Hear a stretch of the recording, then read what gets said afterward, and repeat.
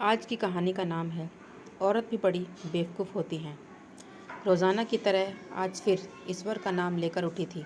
Kitchen में आई और चूल्हे पर चाय का पानी चढ़ाया। फिर बच्चों को नींद से जगाया ताकि वे स्कूल के लिए तैयार हो सकें।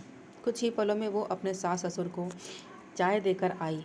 फिर बच्चों का नाश्ता तैयार किया और इस बीच उसने बच्चों को ड्रेस भी पहनाई। फिर बच्चों को नाश्ता कराया। पति के लिए दोपहर का टिफ़िन बनाना भी ज़रूरी था। इस बीच स्कूल का रिक्शा आ गया और वो बच्चों को रिक्शा तक छोड़ने चली गई। वापस आकर पति का टिफ़िन बनाया और फिर मेज़ से झूठे बर्तन इकट्ठा किए। इस बीच पति की आवाज़ आई कि मेरे कपड़े निकाल दो। उनको ऑफिस जाने के लिए कपड़े निकाल कर दिए। अभी पति के लिए उनकी नींद पसंद का नाश्ता तैयार करके टेबल पर लगाया ही था कि छोटी नंद आई और कहकर गई कि भाभी आज मुझे भी कॉलेज जल्दी जाना है, मेरा भी नाश्ता लगा दो। तभी देवर की आवाज़ आई कि भाभी नाश्ता तैयार हो गया क्या? अभी लीजिए, नाश्ता तैयार है।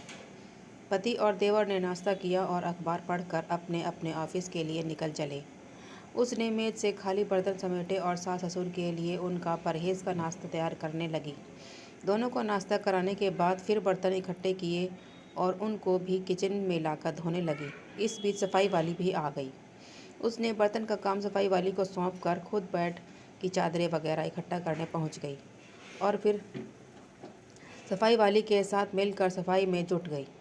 अब तक 11 बज चुके थे। अभी वो पूरी तरह काम समेट भी ना पाई थी कि कॉल बेल बजी। दरवाज़ा खोला तो सामने बड़ी नंद और उसके बच्चे व पति सामने खड़े थे। उसने खुशी खुशी सभी को आदर के साथ घर में बुलाया और उनसे बातें करते करते उनके आने से हुई खुशी का इजहार करती रही। नंद की फरमाइश के मुताबिक नाश्ता तैयार करने के बाद अभी वो नंद के पास बैठी ही थी कि सास की आवाज़ आई कि बहू खाने का क्या प्रोग्राम है। उसने घड़ी की पर नज़र डाली, 12 बज चुके थे। उसकी फिक्र बढ़ गई। वो जल्दी से फ्रिज की तरफ लपकी और सब्जी निकाली और फिर से दोपहर के खाने की तैयारी में जुट गई। खाना बनाते बनाते अब दोपहर का 2 बज चुके थे। बच्चे भी स्कूल से आने वाले थे। लो बच्चे आ गए। उसने जल्दी जल्दी बच्चे की ड्रेस उतारी और उनका मुंह हाथ धुलाकर उनको खाना खिलाया। इस बीच छोटी नंद भी कॉलेज से आ गई और देवर भी आ चुके थे। उसने भी सभी के लिए मेज़ पर खाना लगाया और खुद रोटी बनाने में लग गई। खाना खाकर सब लोग फ्री हुए तो उसने मेज़ से फिर बर्तन का जमा करने शुरू कर दिए। इस वक्त 3 बज चुके थे। अब उसको खुद भी भूख का एहसास होने लगा था। उसने हॉट पॉट देखा तो उसमें कोई रोटी नहीं बची थी। उसने फिर से किचन की ओर रुख किया।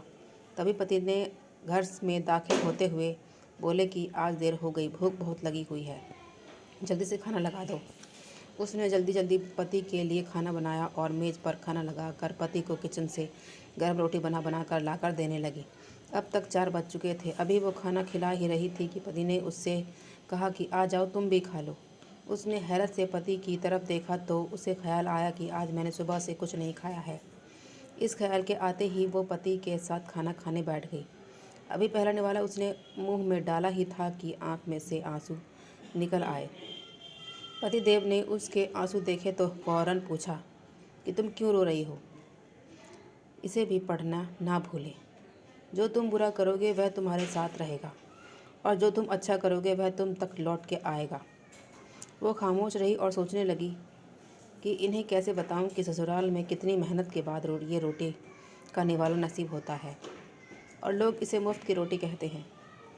पति के बार बार पूछने पर उसने सिर्फ इतना ही कहा कि कुछ नहीं, बस ऐसे ही आंसू आ गए। पति मुस्कुराए और बोले कि तुम औरतें भी बड़ी बेवकूफ़ होती हो, बिना वजह रोना शुरू कर देती हो। आप उसे शेयर नहीं करेंगे अगर आपको भी लगता है कि गृहिणियाँ मुफ्त की रोटियाँ तोड़ती हैं। सभी गृहिणियों को सादर समर्पित। आपको ये कहानी ज़रूर पढ़नी चाहिए। ये कहानी हर मध्यम वर्ग व छोटे वर्ग के किसान की है। आपको ये कहानी कैसी लगी हमें ज़रूर बताएं। प्लीज़ लाइक करें, सब्सक्राइब करें और शेयर करें और हमें कमेंट ज़रूर करें। Thank you.